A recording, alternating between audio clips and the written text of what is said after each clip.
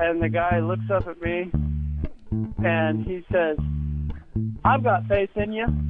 And then then he like turns around, walks away, and starts whistling "Onward Christian Soldiers." Not because it was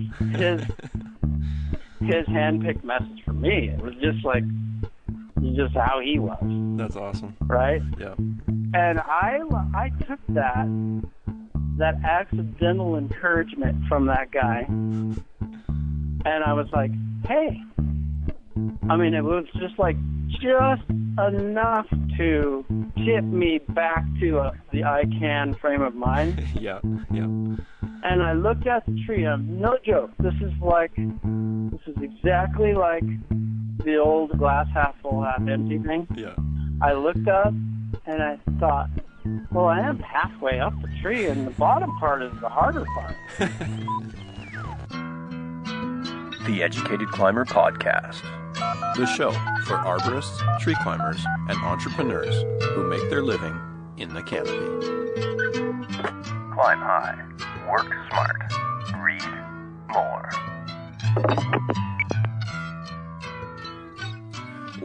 What's up, Climber Nation? Tree Mugs here. On the podcast today, we have the original monkey beaver himself, Mr. Ernest Hunicke. Now, August is known online as the king of filming and editing tree work videos, and his YouTube channel has been pushing the envelope for years. So I've been a big fan of August for a long time, and I'm so glad that we could finally make this happen. So we get into his backstory, how he came to be a tree climber, and how he got started in filming and a YouTube channel. We look at his secret sauce for what it takes to tell the story of a full day's worth of tree work on film. We also talked about the Monkey Beaver belt and monkeybeaver.com and some of his newer projects as well. So I had a blast. I know you're going to love this. I do want to apologize up front. There are a few times on the other end where the audio quality just sort of drops away. Don't get me wrong, most of this sounds just fine, but just be aware there are a few times where the audio on August's end isn't perfect. Nonetheless, I know you're going to love this. August has a lot of great stories. So, without further ado, please enjoy my wide-ranging conversation with Ernest Hunicke.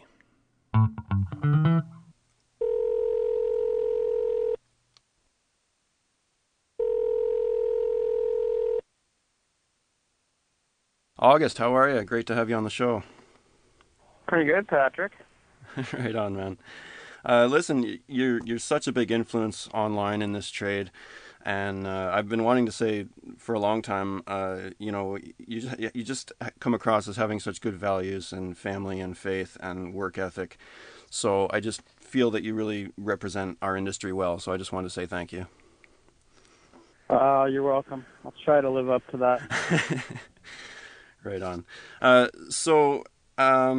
When I think Ernest Hunicke, I think primarily filming and editing skills. The stuff that you put out on YouTube is just phenomenal. Filming tree work and telling stories around that. So, how did you get started on YouTube? Well, I started with a video, just a funny video of a guy trying to catch a tree and trying to catch a big 80-foot log. I just had found it somewhere, and I'd learned how to capture a video from YouTube. Mm-hmm. And so it was just, I didn't know YouTube. I didn't think YouTube was really a thing. It was just something that was curious to me, but I didn't think it was such a big deal. Anyway, I made this little video, and then that was it for a long time. And then I started watching tree guys on YouTube, and I've always done a lot of speed sliding, so yep. I wanted to see other people. I did a web search for speed lining, or YouTube search for speed lining, and I found everything I found looked clunky and inefficient, and it literally frustrated me. to watch. Yeah.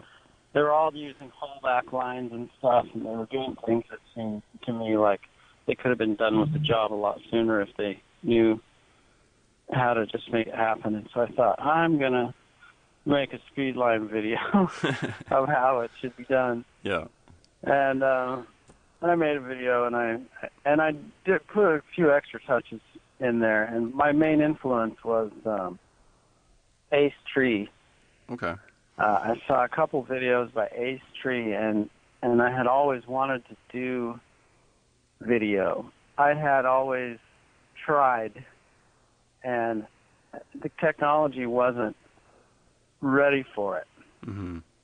They had mini DV cameras where when you captured the recording from a mini DV camera, you literally had to capture it to your computer in real time. Okay. It was a slow, clunky process. And then they finally come out with these SD cameras, but they were big, and I tried to electrical tape these big helmets, these big cameras to my helmets, and they were pretty awkward and uncomfortable. And anyway, I saw Ace Tree.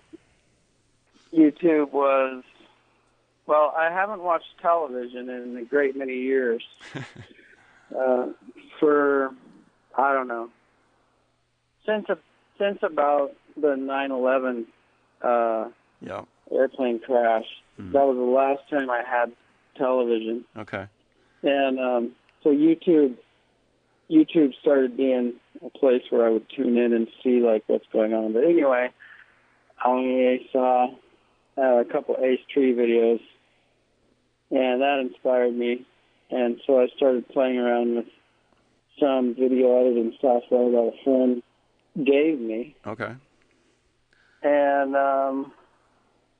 my first video, that was a speedline video that I made because I was kind of frustrated by the speedline videos that you see on YouTube because they didn't seem efficient. I kind of wanted to make one that showed how it should make the job go faster. Yeah. Make the job smoother, make the job not just a fancy way to rig for rigging's sake or something, but actually something that you would do in a real-life scenario. Yeah, practical. Because that's what we used it for. Okay. What year would that have been? I don't know. But it's not that long ago. It's on YouTube. Yeah. The speedline video, August Hunicke speedline technique, I think I call it. Okay. Is the video. It went viral like right away. Oh, nice. And I just thought that's the way YouTube was. I made a video, and I'm like, man, it's got a lot of hits. YouTube, pretty cool. But I didn't realize that I wouldn't see another viral video again for years. So it just kind of went nuts. But Ace Tree was the inspiration for tree videos. I'd always wanted to do it. I tried taping big clunky camcorder things to my head and stuff, and the technology wasn't ready for what I wanted to capture. Yep. So when GoPro came out, I thought, wow, this is awesome. This is what I've been waiting for. But when I opened the package from my first camera, there was this tiny little book in there that was made for like a gnome or something. I mean, it was tiny print, had lots of pages, and it had lots of technical talk in it that I didn't understand. And so I was afraid to do something wrong. Yeah. I was afraid I wouldn't do it right, and I left the thing in the package for months. Just too scared to try it. And then I did a job for a guy who was a motorcycle guy, and he says, it's easy. You just gotta update the firmware or whatever like that. He had a bunch of things. He said it was easy that he had to do afterwards. Yep. And he said, I'll do it for you. And he took my camera new out of the package into the house while I was cutting his trees down. and then he made a video of himself sitting at his computer telling me how to use it. Nice. And so I went home. My first video was a video of one of my clients telling me how to use my camera. So I was like, okay, I can do this. And my first attempt at a video was that speedline technique video where I cut down a big pine tree and speedlined it out, and I made a little carriage for I kept the GoPro camera on my helmet, but I put this little Kodak camera in a carriage, and I zipped it down the line. I just did stuff that I had seen Ace Tree do. Okay. And because they had cameras in key places, and they were making legit videographer style films, and they like put the light on for me. So that's what inspired the first video, and then it being successful made me think, oh man, I could do much better than that. You like that video? How about this one? And that's what started it. Nice. Well, you had a lot of success on YouTube. I think you're close to 20,000 subscribers or so right now. Yeah, getting close to 20,000. Wow, that's amazing. So where is it headed then with your YouTube channel? Like, you do a mix. Like sometimes you do more instructional type stuff, or you do vlogging, or you just do whatever you're up to that day. Is it sort of constantly evolving, or is it heading in a certain direction, or is it just something for fun? Well, it's always for fun. It always was fun, and editing. First of all, I have fun at work. Mm-hmm. And then I get to revisit that fun by watching it in slow-mo and stuff later. Yeah. So we have a lot of fun at work, and all we're really doing is just documenting what's happening. I mean, sure, we have regular days where we're just miserable and we hate it. Yeah. But we think that's fun. Yeah. It's like the more adversity there is on the job, the more we kind of enjoy surviving it and watching other people not survive it well. There's always somebody on the crew who's not handling it as well, and you can just kind of make light of it, and then everybody ends up having fun. I don't know if that sounds sane or whatever, but that's kind of what we're doing. Oh, definitely. You're in love with the process rather than the result, right? Which makes every day a fun day to be at work, right? Yeah. It never had any direction to it. Yeah. I was following it. I have felt for a long time like life was opening up for me, and I was following it to see where it would go. Not that I was really. I mean, I'm kind of an airhead, actually. I don't make plans. I didn't like mastermind stuff. Yeah. Even when I'm making a video, I often don't know what it's going to be really like until I start the video. Yeah. And then the video I find the video in the whatever happens there. And I just kind of get moved around based on the process. It's the same at work. I think a lot of people identify with the tree man needing to be a resourceful person. So you, for years, will find what you need to accomplish your task right around you somewhere. Mm-hmm. And I think it's some sort of clue for life in general, because all my jobs require my intellect and my luck, if you will. Some people might not like that word. Find another word that means something similar, whatever it is. Yeah. You basically are there to accomplish a task, and a lot of times you're finding what you need right around you, and you're not really ever ready for it. You know, like, are you ever ready? People say, well, I'm going to have kids when I'm ready, I'm going to have financial this, that, and the other thing. I'm going to get married, this. You're never really ready for stuff. You're right about that. You just have to do it. You have to, just like Nike said, you guys just do it. Just do it. Yeah. So I don't know if I'm answering the question. I don't even remember what the question was. But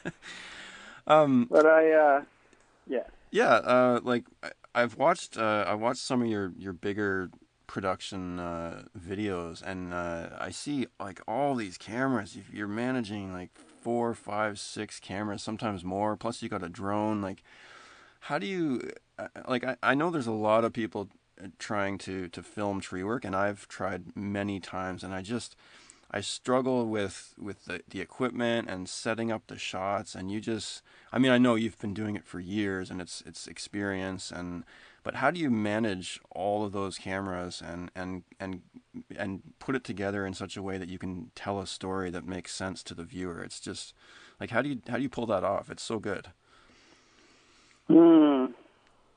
I guess the key ingredient is that you have to be dedicated to.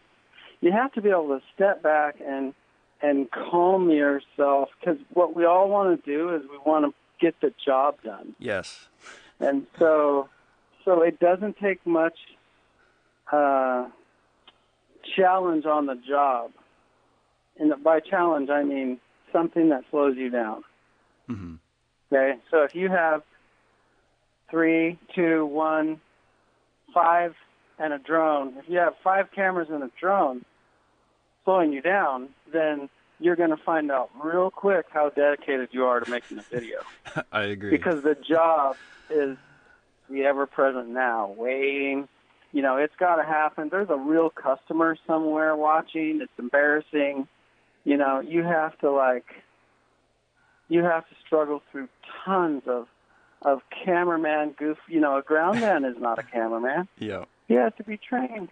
Yeah. He makes tons of mistakes. And then the operator himself, the director, me, I forget to, I push stop when I'm supposed to push record, and I do all kinds of screw-ups, and you have all this. So I guess the main thing is that you're committed. You want to create something and share it. And if that desire to create and share isn't big enough, then all of the problems that you have along the way will quickly determine whether or not you're going to be one of those YouTube guys. Because it's a choice. It's like you got to be dedicated to it. And then if you see some success with it, you basically want to do it again, and then you do that a few times, and you start to actually realize that this is opening doors for you.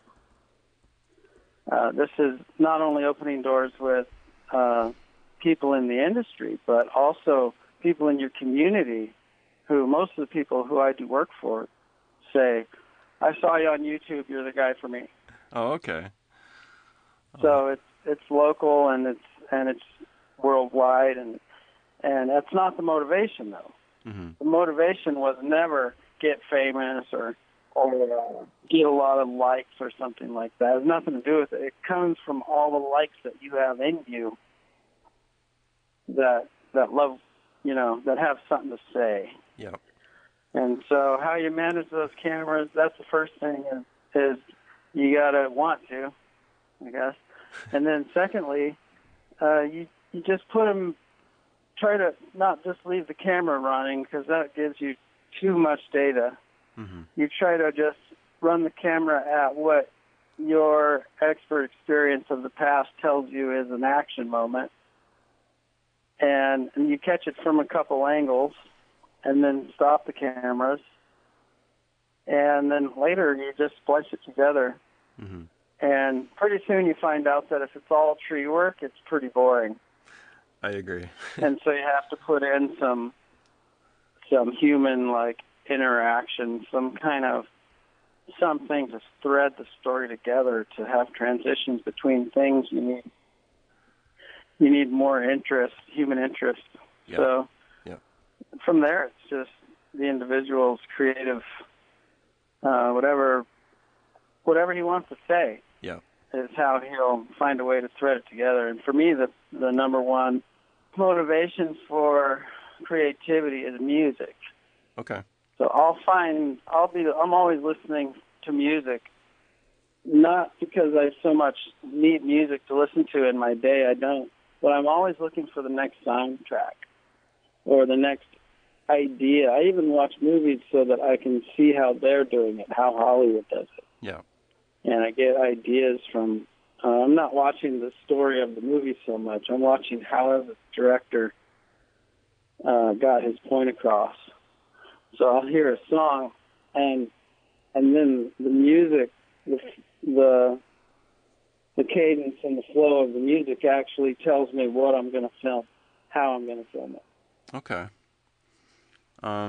Yeah, I know, like, there's been so many jobs where, it's a nice sunny day and it's going to be a fun job and I really want to film it, and I start and I get partway through it, and then it's always like something happens and I just realize that, like, trying to film it it just seems like it's going to take so much longer, and I just end up saying screw it and I just get the job done. You know what I mean? And I have the feeling that probably happens to a lot of people trying to film. Yeah. Most people. Yeah. I'd say that's exactly what happened. Yeah. So it pays off if you. But here's the thing: there's always another tree job. There's always another day of work, and then you die, right? Yeah. So, what's cool about videoing the work, especially if it's a noteworthy job, if it's some big lightning strike or something with challenges. Mm-hmm. Okay, you're going to add another challenge, capture it on video. That is a big challenge to add to a challenging job. And so a lot of times your bigger, more challenging jobs don't get filmed because they're the most worthy of being filmed, but you've got enough on your plate, so you don't do it. Exactly. And that's fine. Practice on something easy, and then you'll be more ready for adding a camera to a job that already has your CPU plug loaded with, like, real safety issues and stuff. Yeah. But if you capture the job, then the job keeps looking for you. So, like, now we're looking for content all the time because we have a relationship with our audience. Mm-hmm. We want to share what we're doing, and they like to tune in and see what we're doing. And so we have a .com store and stuff. So there's even more reasons to have content out there that when you're done with the job keeps working for you. Yeah. Not just with your audience, but with, in the simplest terms, all the people who are looking for a qualified person to do their tree work. That job that you took the time to film is out there day and night waiting on the internet for somebody to click it and think, if it's done well, if it's edited well, it's gonna hold their attention and they're gonna feel something. Mm-hmm. And they're gonna hire you. Yeah, I love it. So how did you get into tree work anyway? Like, I've heard a few different stories. Like, I think you mentioned one time you used to be a commercial fisherman, and then probably you were doing logging and contract climbing. What's the backstory to August Hunicke getting into tree work? Maybe because when I was a kid I noticed climbing and stuff, but I never thought you could, like, have a job of it, right? Yeah. So yeah, out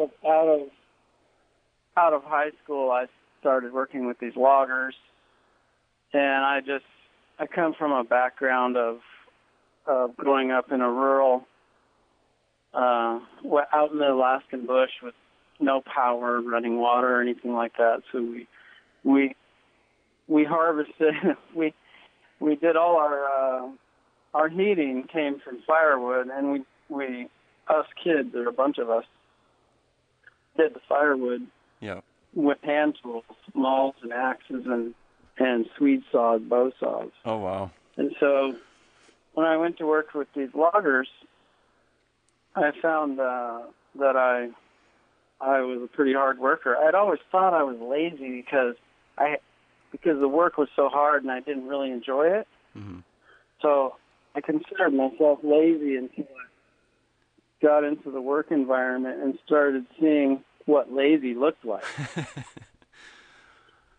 And but I didn't know tree work was a job. I was just kind of shining in the labor field just because I was a hard worker. And then I went commercial fishing and learned a lot about knots and rigging and even cranes and stuff like that. Mm-hmm. And but that was always kind of seasonal. So like I didn't always fish year around. A lot of times I would just fish part of the year, and then I have a pretty good amount of money, and I'd take the money down south into southern Oregon where the economy was always terrible. And my money, it was like taking your money to Mexico or something that goes farther. Yeah, yeah. And it was here where they had these big crazy trees, and my neighbor was a climber, and I was just wasting time, waiting to go back to ship out again. Mm-hmm. And he asked me if I wanted to go to work with him. And so I had some logging background, but when I showed up at work just as a laborer for these guys, they had this big oak tree that was leaning out over a new foundation with all the little string lines for the foundation and stuff. They had the whole thing mapped out, and they had, as an afterthought, had said, we got to get rid of this tree. Of course. And yeah, so the whole tree had to somehow come down without messing up all their little plans. Yeah. And I looked at it as I think I was 19, and I thought, well, that's impossible. You're going to have to wreck that place in order to get that tree down. I mean, you can't. And you know what my thought was? This is something that a lot of people who don't know anything will think. Yeah. I thought, where are you going to fall it? Yeah. How many times have people said that to you? Uh-huh. Anyway, that's what I thought. Where are they going to fall this tree?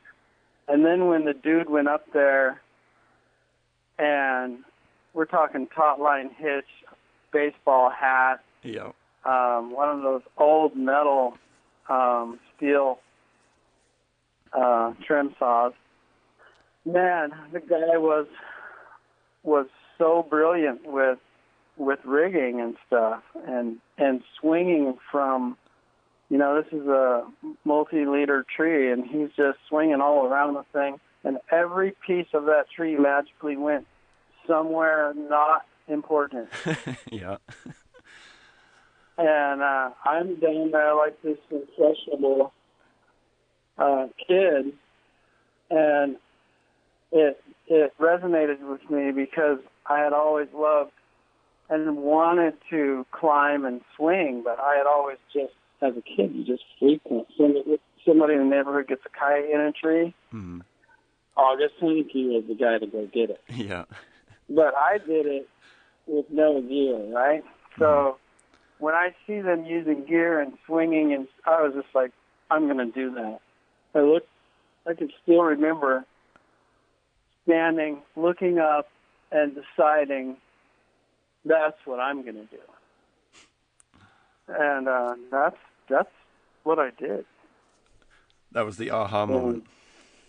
It was. I had another one. I had an even bigger aha moment. Just like with the video, how dedicated are you to complete something? Mm-hmm. You'll get tested on it. You'll always get tested on your resolve, no matter what it is. And I had that deciding to do it, the first thing, that's like the workout plan on January 1st that everybody does. Yeah. Right? Okay, but you come to the real pivot point later. And so I had talked myself up because I had seen tree work and thought that that was for me. And I had gotten some gear out of a newspaper ad and stuff. So I had talked myself up, and my sister, who worked for the Bureau of Land Management, she knew of a person on the coast who had this ridiculously massive tree that needed to come down, and she was a widow and didn't have lots of money. And I told her, I'll do it. And so check it out. This is my first tree. And I get there, and this thing has like 6 trunks, and they're all 36 inches in diameter and stratospherically tall. Uh-huh. And it's right in her yard with her house and her wires and stuff and her dogwoods and crepe myrtles and all the things that I didn't know the name of. And I had told them, I had just said the things that I had heard this other climber say, because he was basically my hero of it.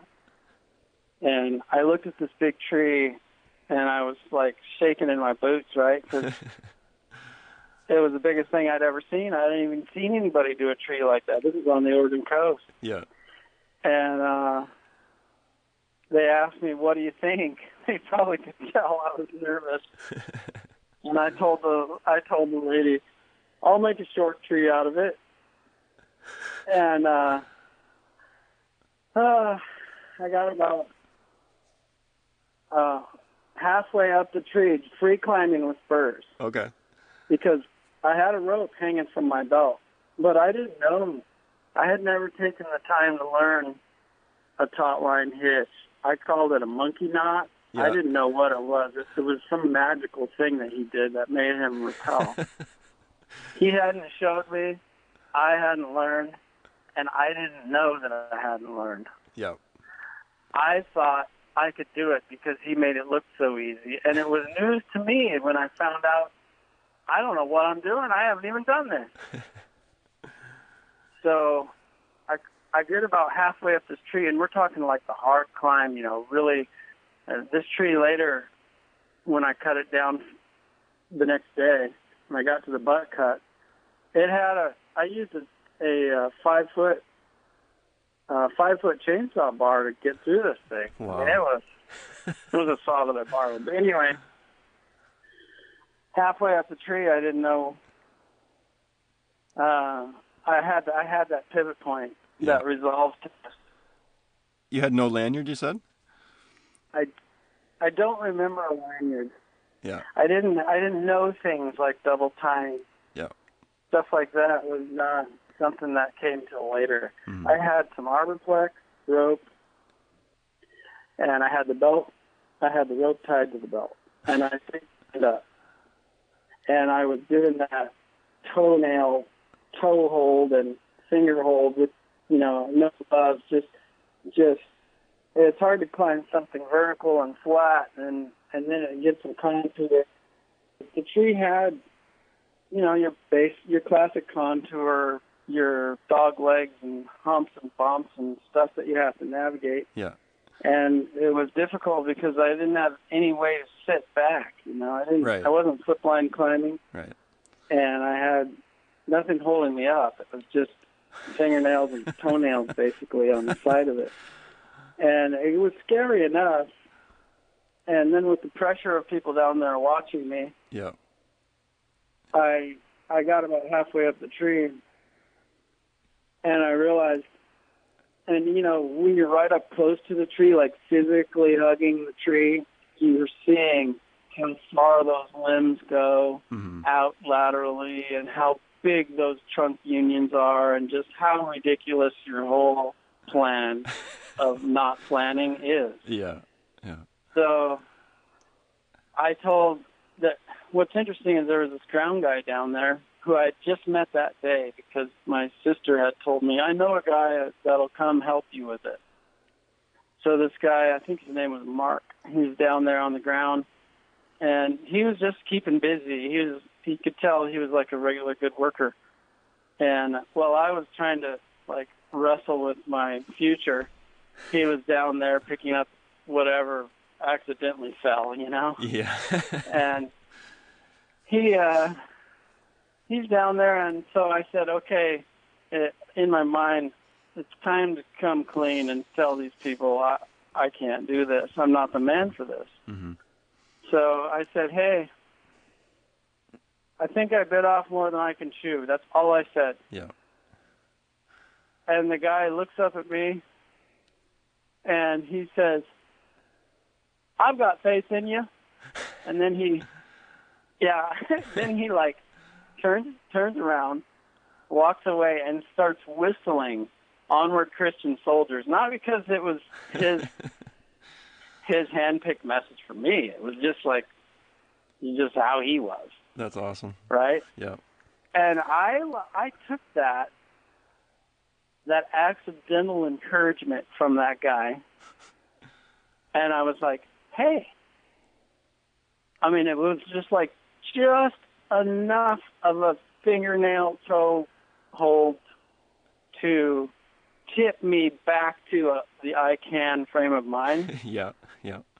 And I looked at the tree. No joke. This is exactly like the old glass half full, half empty thing. Yeah. I looked up, and I thought, well, I am halfway up the tree, and the bottom part is the harder part.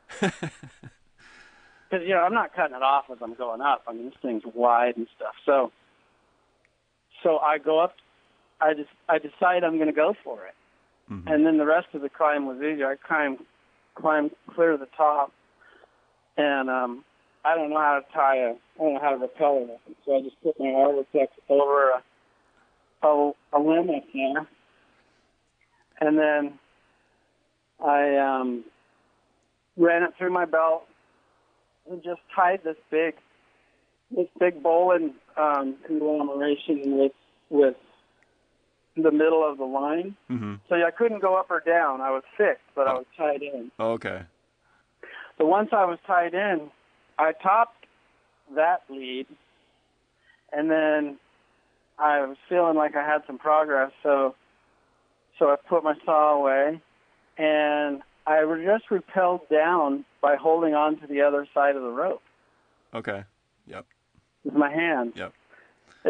This was total hack mode. Like nobody should have had me anywhere near this tree, but it was my personal appointment with destiny, right? Yeah. So I did the whole tree like that. Wow. I would get where I needed to go, and I would tie off in a way that could either go up without slack or down at all. Yeah. And then the good thing is I was skilled with a chainsaw. I knew how to do a lot of cuts because I had done a lot of work on the ground with land clearing and stuff like that, and I had worked with fallers. So I did have that going for me. Yeah. But, yeah, man, I would come to a place where I needed to swing, over to another lead. Yeah. And I would tie off. I would figure out just the kind of pendulum I needed, and I would jump over there. No chainsaw lanyard, no hard hat. That's awesome. And I did the whole tree, and then when I got the whole thing stripped out, and it looked like this giant medieval weapon. Mm-hmm. No, there were no flush cuts. It had just a stub sticking everywhere because I thought maybe I might need it later. Yep. Yep. Planning ahead. Let's face it, I wasn't that comfortable on spurs, so I was just, yeah, standing on limbs whenever I could. And then we get to the butt cut, and my biggest saw has a 24-inch bar. Mm. I could barely beaver chew the thing down. So that guy Mark again, he's like, I know an old man down the road with a mill. Let me go talk to him. And he shows up with this dull Johnson saw, I think, I don't know if I'm pronouncing it right. Yeah. Huge big red saw with a massive bar.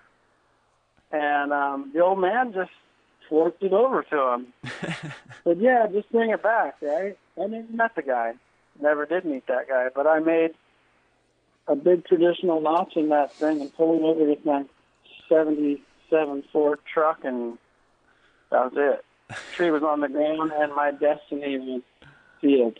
Wow, that's an awesome story. You seem very stubborn, very determined once you got up there. That's awesome. I love it. Yeah. Yeah, I guess so. You mentioned your neighbor was a climber and you really looked up to him. Did you have any other people as you were coming up that you thought of as mentors or that you could learn a lot from? Not initially. It wasn't a few years went by, and I had quite a few.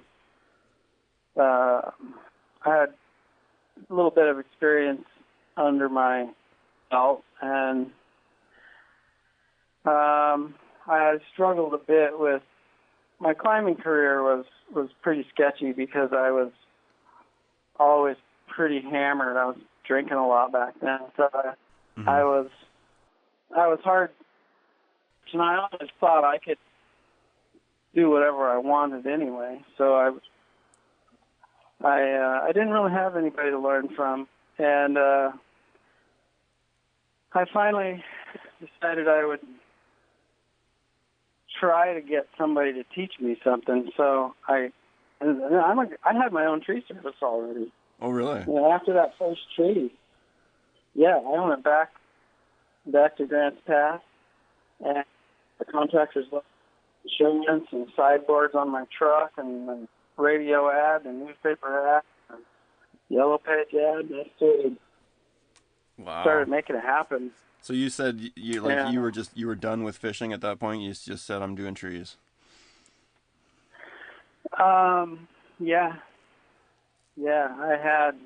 I quit fishing in 1995. Okay. Because I wanted to be home at night. Mm-hmm. And that life was extreme too. I mean, that could make the money, but I couldn't seem to get my life in order because I just, more money I made, the more trouble I got into. Yeah. And I kind of started settling down or something. And then in 94 or 95, I started my business, and I was just too disorganized. Like I hadn't slept off the night before until 12, noon. Yeah. Every day I was getting started at noon or 1 o'clock. Mm-hmm. And I just couldn't get it together. And so I did that for 2 years. And then I quit drinking by some interesting, miraculous events. But I did. And then I decided I'm going to learn how I hated the current trend of the industry back then was people who climb with spurs are hacks, and you have to be an arborist. And I just thought this was such nonsense. Mm-hmm. But since so many of my customers had been brainwashed by qualified arborists, they were wanting it, and I could see that the people wanted it, needed it, and that it would benefit me to step up to it. Mm-hmm. And so I quit my company. I quit drinking, and I moved. I didn't move, but I commuted clear to Seattle, which is an 8-hour drive. Wow. I got a job over the phone, told the guy I was God's gift to tree work, and he believed me, and he hired me.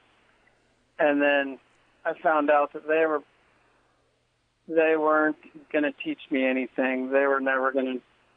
They didn't know how to climb without spurs and stuff. Yes. So I looked for another guy who preached that in his ads on the Olympic Peninsula, and I went there. And Scott's Tree Service, and Scott he taught me how to climb without spurs, and and what I found out was it was just really hard. It wasn't like any magic. It's just like when I wanted to quit drinking. I thought that I would go to a meeting somewhere and they would give me the secret ingredient and that would be it forever. Yeah. I'm like, thanks. I got the missing piece I didn't know about. Yeah. Well, I go to the guys who are going to teach me how to climb without spurs, and he's all, well, it's easy. You just take off your spurs, and then you just hump up and down the rope like some kind of sick porpoise or something. Yep. I thought it was insane the difficulty that they would subject themselves to. Yeah, subject themselves to just to not poke a few holes in the tree, right? Yeah, yeah. I thought it was ridiculous. I thought, look at these spurs. They're like, it's like a ladder everywhere I go. You know? Yeah. It's perfect. It's a perfect invention, and we have, like, political correctness ruining it. So that's what I saw, and I found out that it was just something that you just had to decide to do from a ethical or conformity point of view, and just do it. And so I worked with them for a while, and it's a whole lot of spurless climbing, you know, climb 170, 180-foot trees and stuff. Yeah. Hip thrusting. Oh, yeah. Learned how to use a split tail system, which was a huge advance from the taut line closed system. It was, yeah. So you worked there for how long? Basic, I don't know, probably a year, maybe a year and a half or something. Mm-hmm. Got a lot of experience there, and the period of life of regular injury seemed to end when I quit drinking, I guess. Mm-hmm. And Scott's Tree Service got some good effort from me. I did well there, and I learned a lot there, and then I decided, well, home is where I need to be. Mm-hmm. So I came back, and from there, there's contract climbing. I started out as an employee looking for a guide. Now, Scott, he did a lot of crane work, had a lot of awesome equipment. So I learned quite a bit there about getting things done real professional-like. Yeah. And then but there was a lot of subterfuge in the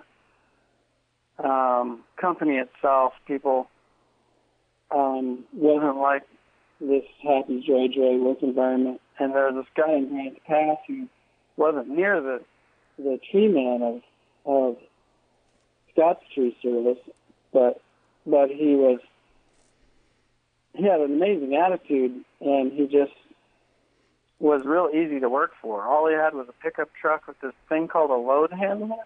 Okay.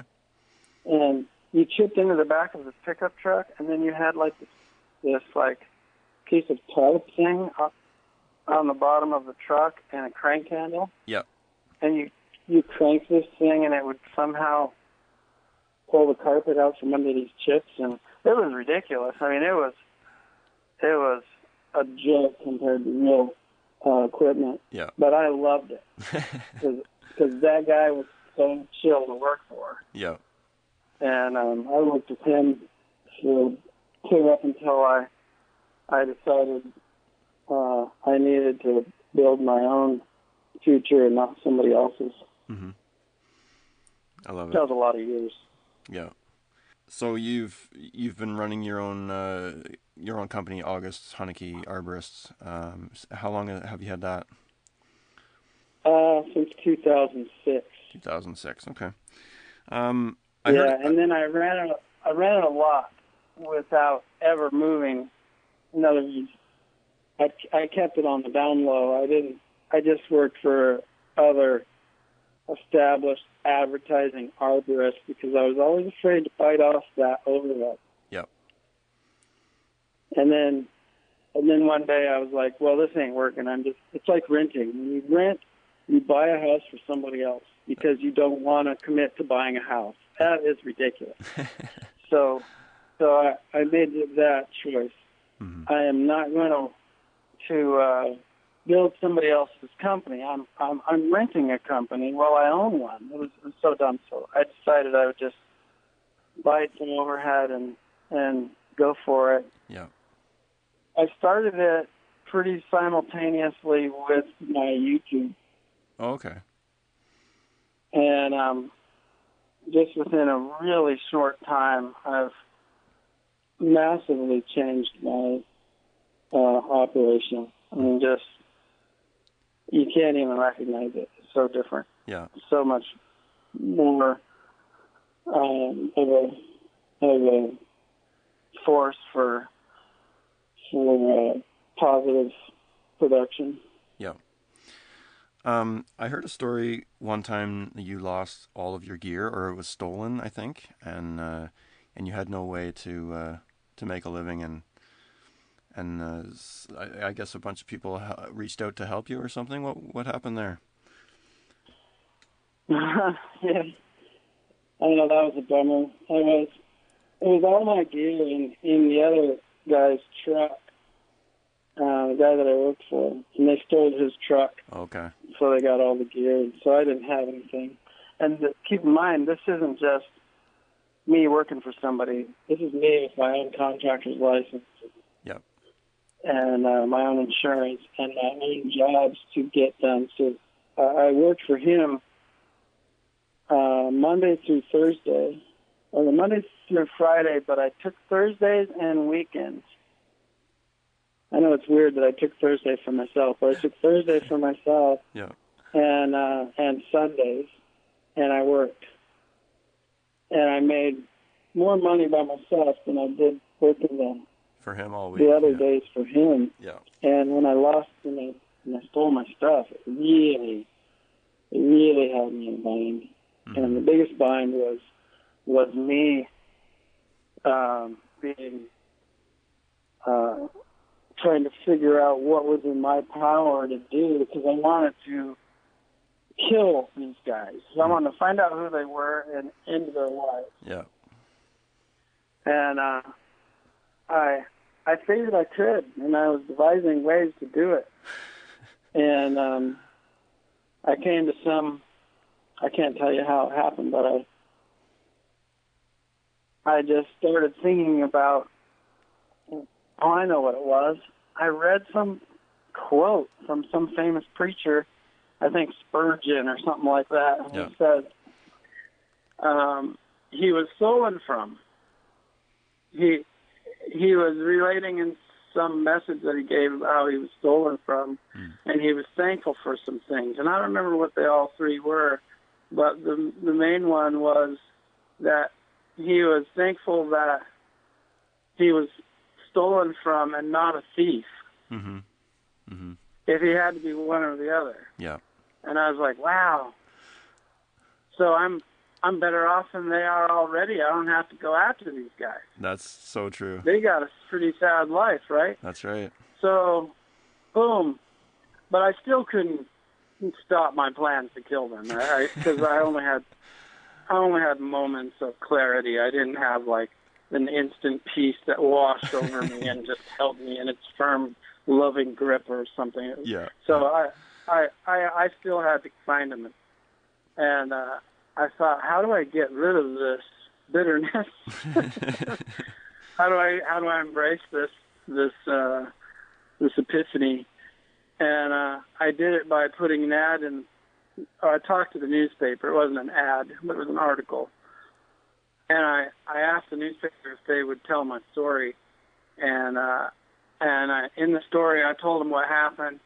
And I said, I forgive you for stealing my stuff. Oh, wow.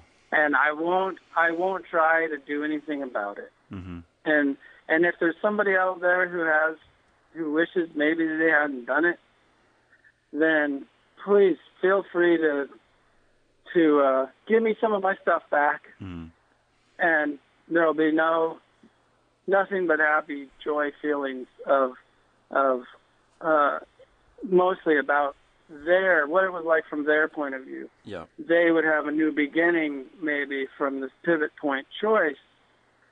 Well, that didn't work. And a lot of people read the article and were impressed by my attitude and wanted to give me stuff. Oh, wow. But they were just good citizens who had never stolen from me at all. Mm-hmm. So I was kind of bothered. I was encouraged, but I was also naively kind of hoping there would be some change, that it would all work out to some good change in the person who took from me. Yeah. But I don't think it did, and I rejected a whole lot of free gifts because that wasn't the purpose of the article. Yeah, yeah.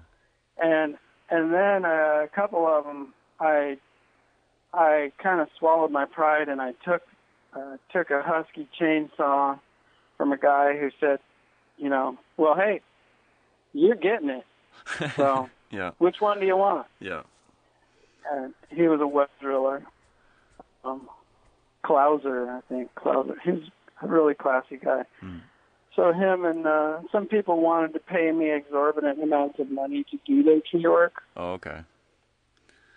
So they found ways to get past my stubbornness by compensating, you know what I mean? Yeah, so it worked out, and the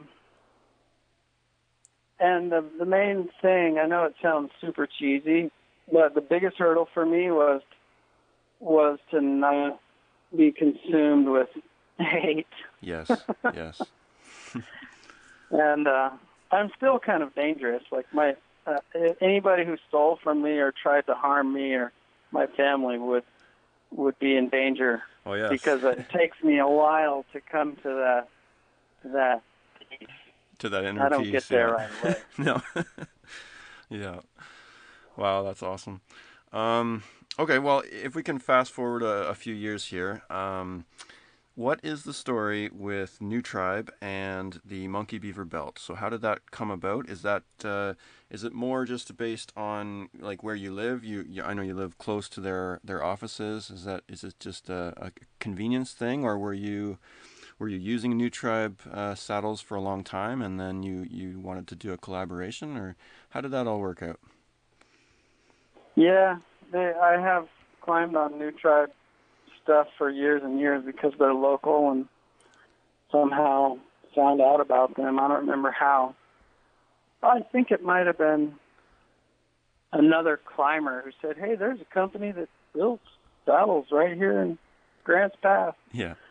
And I went there and I made friends with these New Tribe people. They weren't exactly they weren't really like me. They were different types. They were more of the what's a nice word for hippie? I don't know if there is one. But they were kind of hippie compared to me, and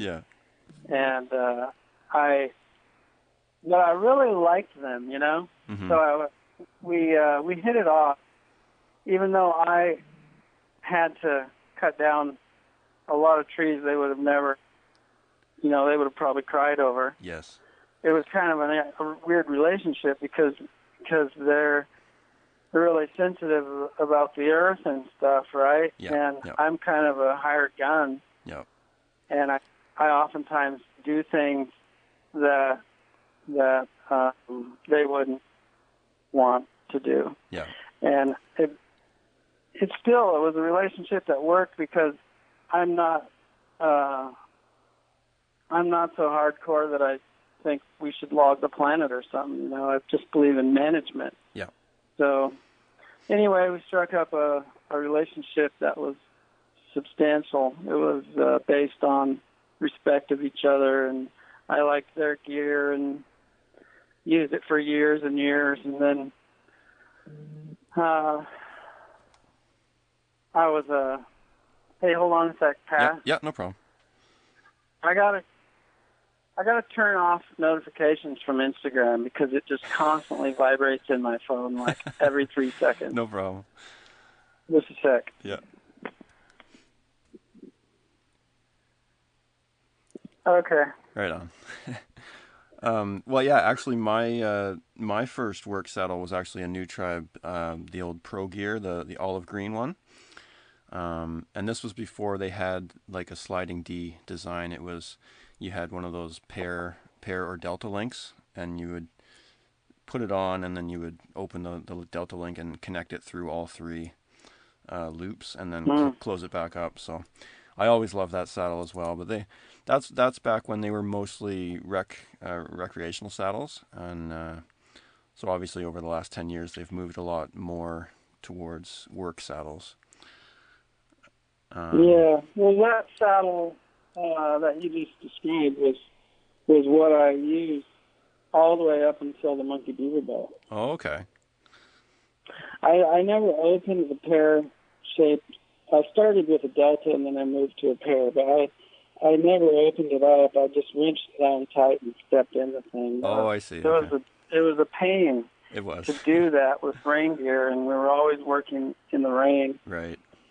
And so it's hard to get all tucked in when you got to step through this tiny opening, and then you got this big crab fisherman raincoat to somehow get in position. And it's not very nice to have folds of clothing here and there between your saddle and your body. Yeah. It's real nice to situate all that stuff just right, along with a few other things that you've situated, and you can't really do it. Yeah. If you're jamming into something. And so I met Joe. I hired a guy when I was still working for the other company. I was basically independent, but I was managing both companies. Mm-hmm. And I hired this climber who I said, hey, I can guarantee you full-time work, but you'll have to work for 2 companies. Okay. So he came to work, and he did a great job. And he knew a guy. He knew a guy that wanted to get out of the logging side and do something different. Mm-hmm. And that was Joe. Joe came to work with me, and he didn't have climbing experience, a lot of climbing. He had, setting rigging for logging. Yep. But he didn't have, a lot of moving through the tree experience. And he did things, even then, he had a rock climbing kind of mentality. He used a figure 8 and stuff. Yep. But he was more forward thinking than me. I was, it wasn't until my first YouTube video, the Speedline video, that I learned that I was not using cutting edge gear. Okay. I was using a Blake hitch split tail system. Mm-hmm. I made this video very clearly demonstrating efficient work habits, and Lawrence Schultz, who I didn't know at the time, made a comment on the video, and it was, it's cool to see a Blake diehard killing it. And I did not even understand the comment. Yeah. I thought, Blake diehard? What does that mean? A Blake diehard? Why would you die from a Blake? Why would you not? Why would you have trouble holding on to a Blake forever? It's the best, right? Yeah. Well, I didn't know there was a hitch climber system. I didn't know there. Basically, everything beyond the split tail climbing system, I didn't know about. Yeah. I had been in my little time capsule, Yeah. going to work every day to a new backyard, and cut off from all industry, before the internet, but before the global tree groups and stuff. Oh, yes. There was still the old school oak man, uke man. You fight in a bar if you see another tree guy, right? Yep. So there was no knowledge, and so I didn't have any new knowledge. And YouTube told me, I started watching Lawrence's videos, and he was doing weird stuff. It's like this floppy wrench tether thing, and it just looked like a big conglomeration above it. Yeah. You know, and he was only on a single line, and it looked so bizarre, and I thought it was like almost, I don't know, like maybe I needed to help him. But That's come awesome. to find out, it was the future, Yeah. and I was the one who needed the help, and I just found out. So that's the August Fannerman connection there. That's awesome. Yeah, that's how it started. The reason I connect with certain people, though, is more about the way they interact with on social media. Okay. If people let stuff roll off of them and don't posture and fight and have to like prove their point, really, you know, then I'm going to be kind of drawn to that calm. It seems like the most skilled and legitimately gifted people are the ones who aren't shouting about it. I agree. And Lawrence was very calm and you know what? I never answered the question. Go back a little bit. Well, we were just talking about where the monkey beaver belt actually came from. Well, hold on. Let me get to that. But first, going back further, Jerry Baronic. Yes.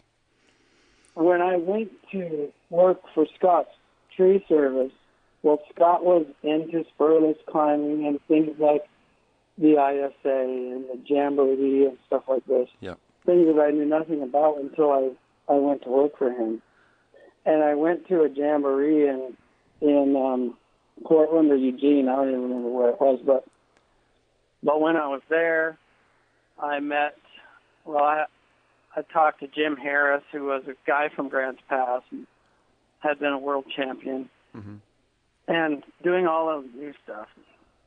While I was there, I saw the book, Fundamentals of General Tree Work, for sale at this Jamboree. And I bought it.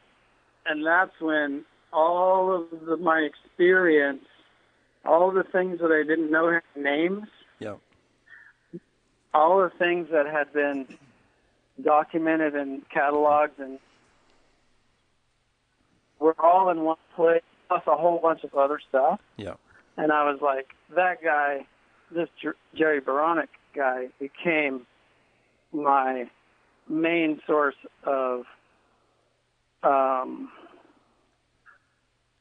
guess, how-to. Yeah. I mean, I read that book like you would watch a good movie. Yeah, it was the exact same for me, I couldn't put it down. Yeah. I loved every single word in the book and the way he wrote it. Yeah. The way he did, the way he had opinions. His opinions were there. And they often were not the classic ISA opinions. Yes. Yeah. But they were so diplomatically, he was so diplomatic and he was so knowledgeable, such a badass. Yeah. that he became, to me, my main source of how-to. Yeah. Same with me. Yeah, he was the mentor I never had. Yeah. Yeah. That was the guy for me that when I finally took instruction, I took it from him. Yeah. Mostly.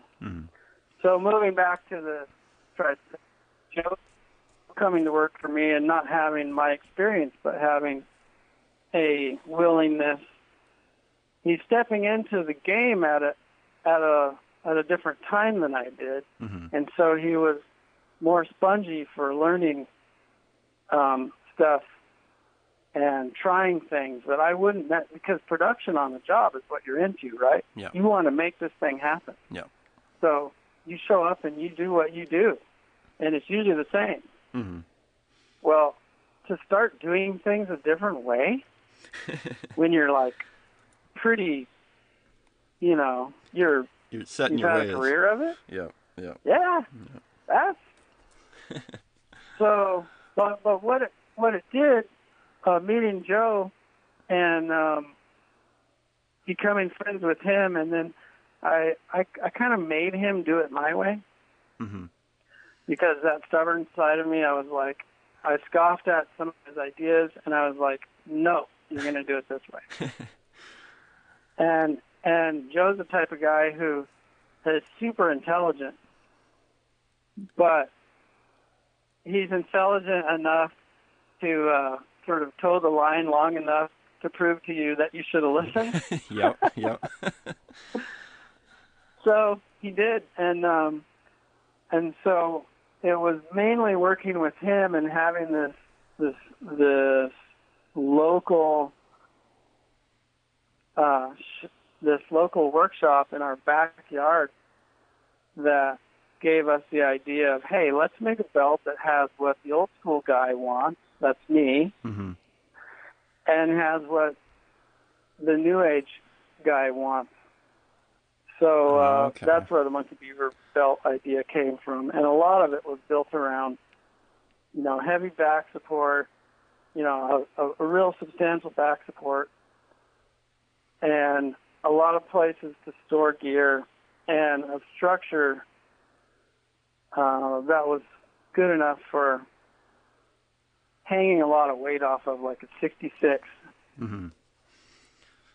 And then it needed to be quickly on and off. That was the main thing I wanted. Yeah. Is I wanted something I could put on like a seat saddle, Mm-hmm. kind of strap it on like a gun belt, and tuck all my clothing in just how I want. So that, because you're going to be on a big tree, you're going to be 8 hours in this belt. Yeah. And sawdust and stuff might get places, and you don't need no extra wrinkles in your clothing between your belt and your skin. So, Yeah. so that's where we got this idea that the legs needed to, you needed to be able to open up the legs with buckles. Okay. And everyone wants a fixed bridge. The rope bridge was all the latest thing, but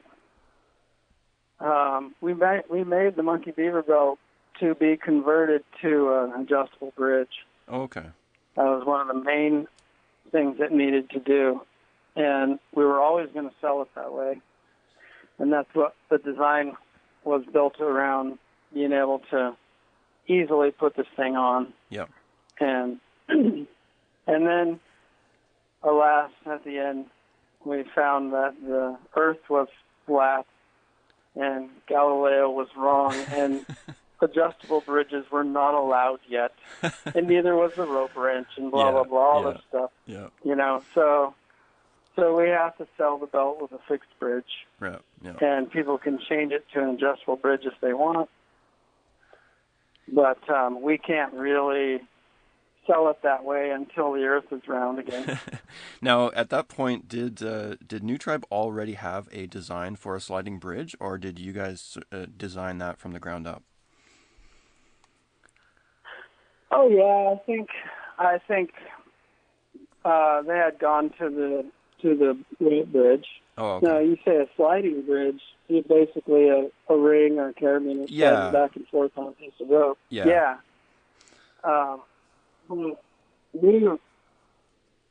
We wanted that a bridge mechanically adjustable. Yes. Yep. That was a big part of what we wanted to give the world, was a mechanical adjustable bridge. I see. And that's the way we run ours. Mm-hmm. And we sell them kind of expecting the real experienced, savvy climbers who experiment with things to convert them to a mechanical adjustable bridge I see. for the full effect of the future of harnesses. What? But a lot of people just use it how it comes, and it's the basic use of it is solid, man. It's a really big success. Yeah, it looks amazing. What do you personally recommend for a piece of hardware to run that adjustable length bridge? Well, a small.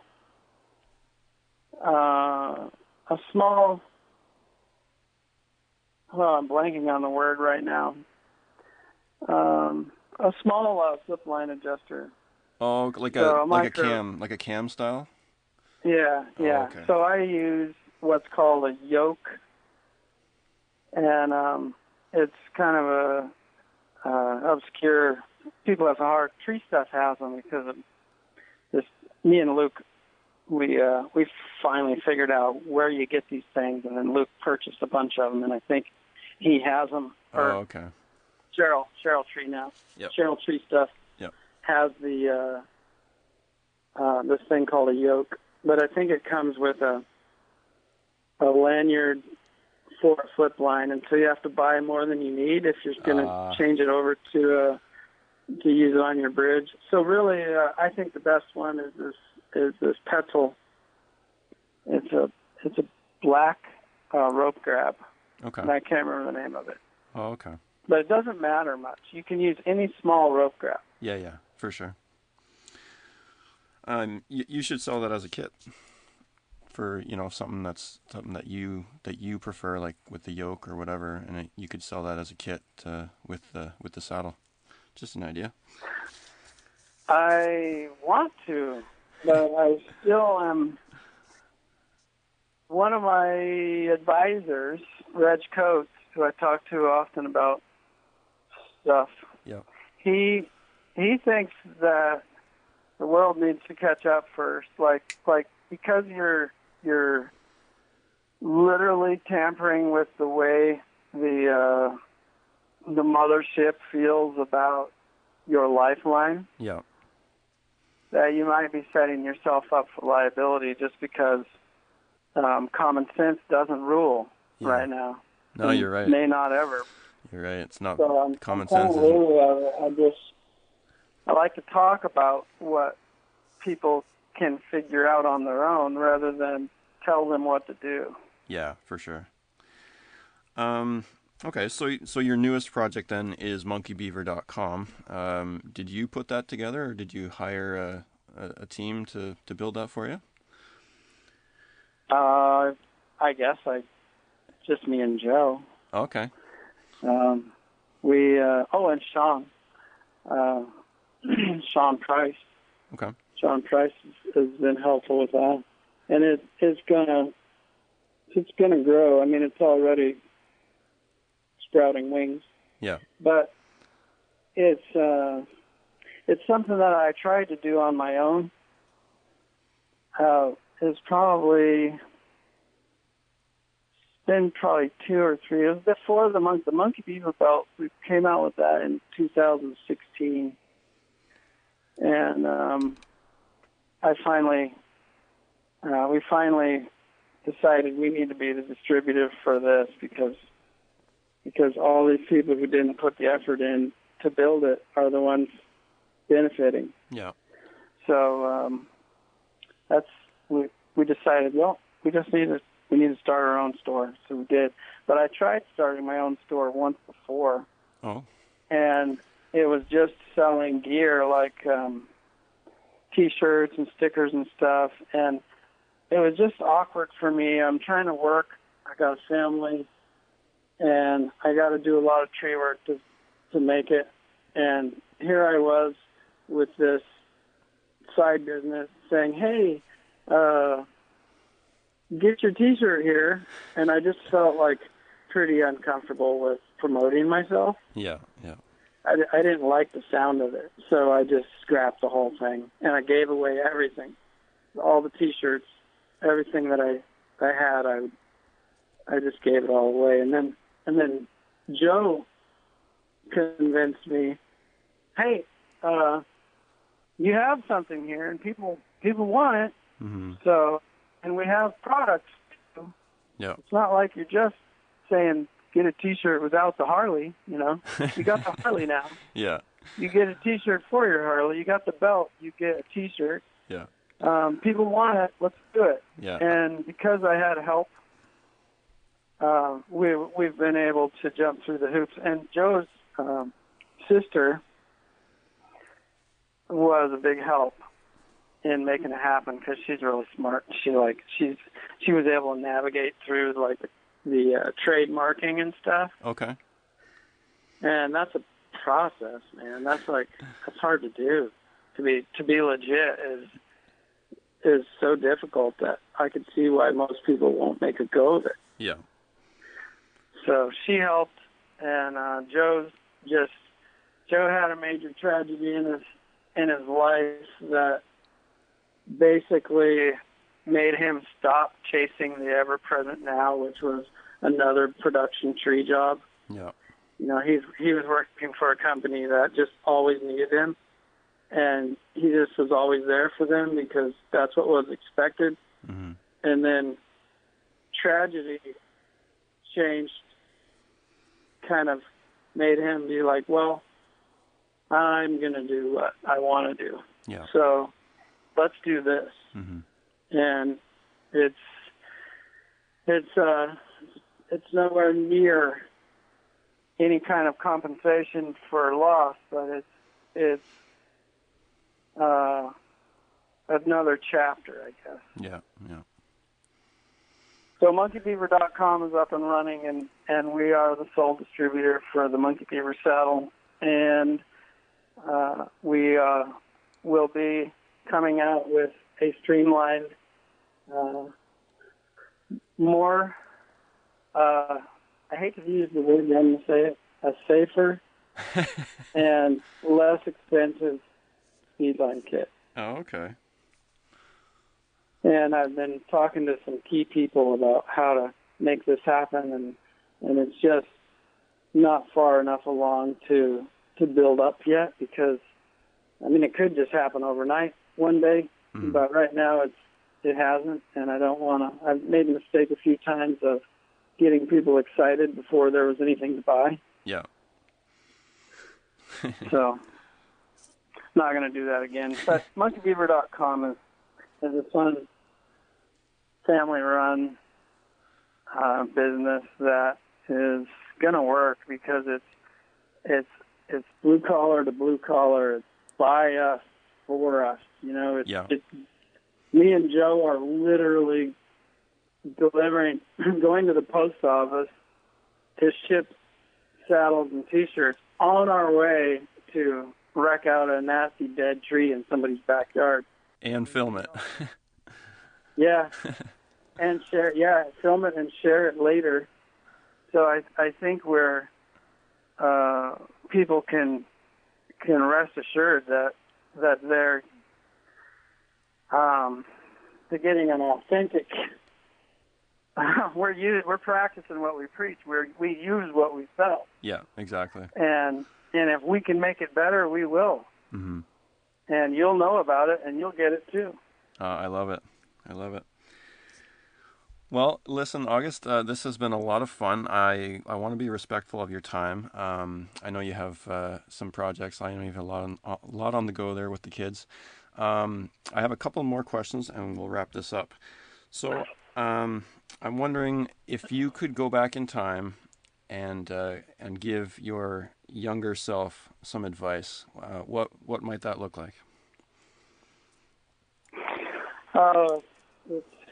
It's probably the same old stuff that people would say, but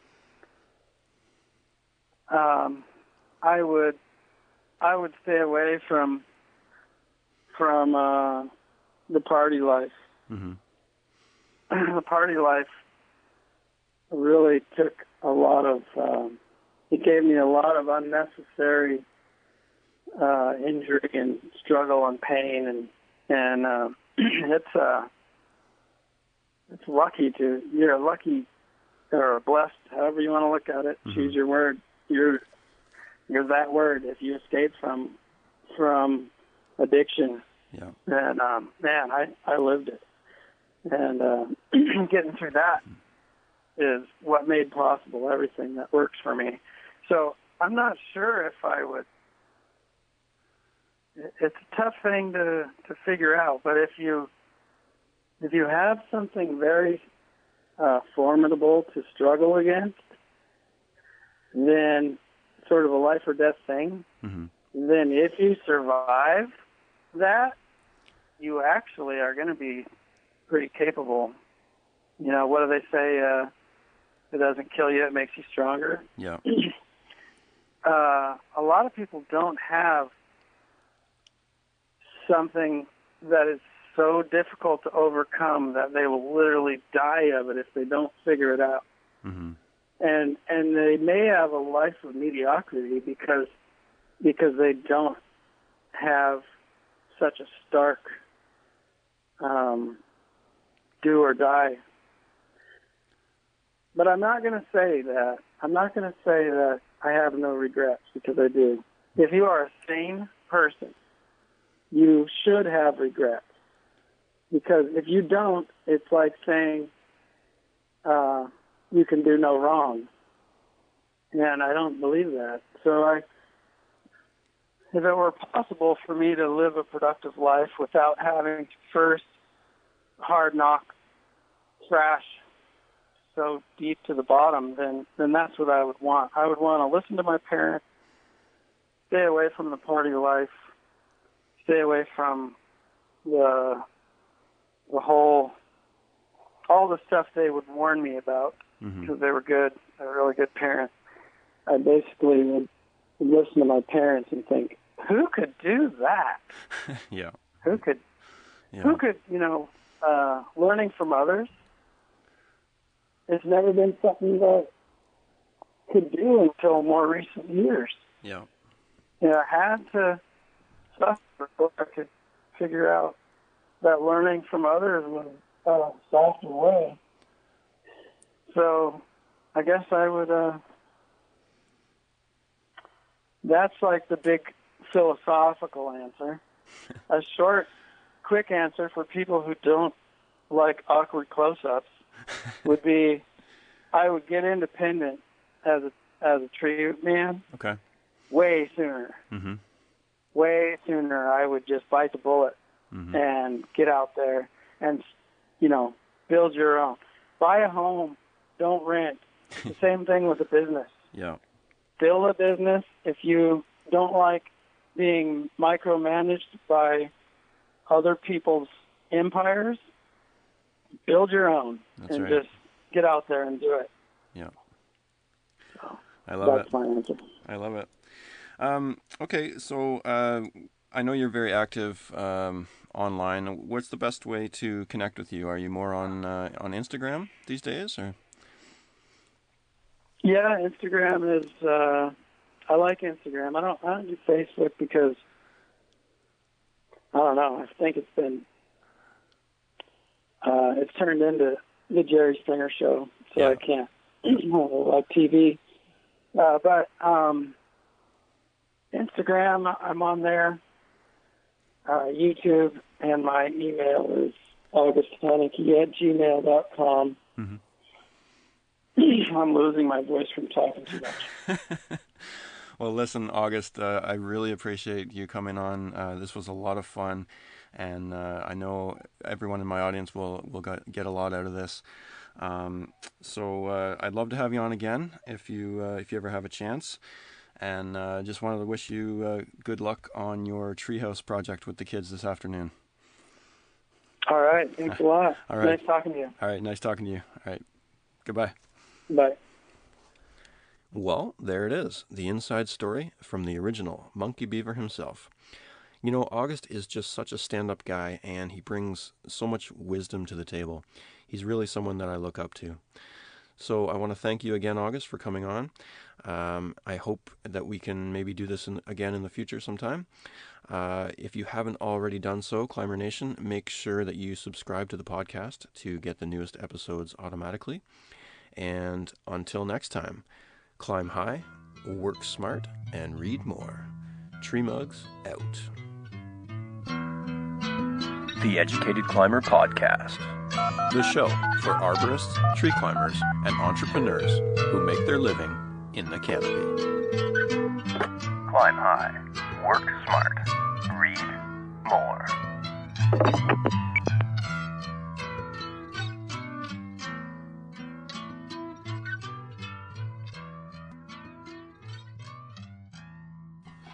Sounds good. Right on.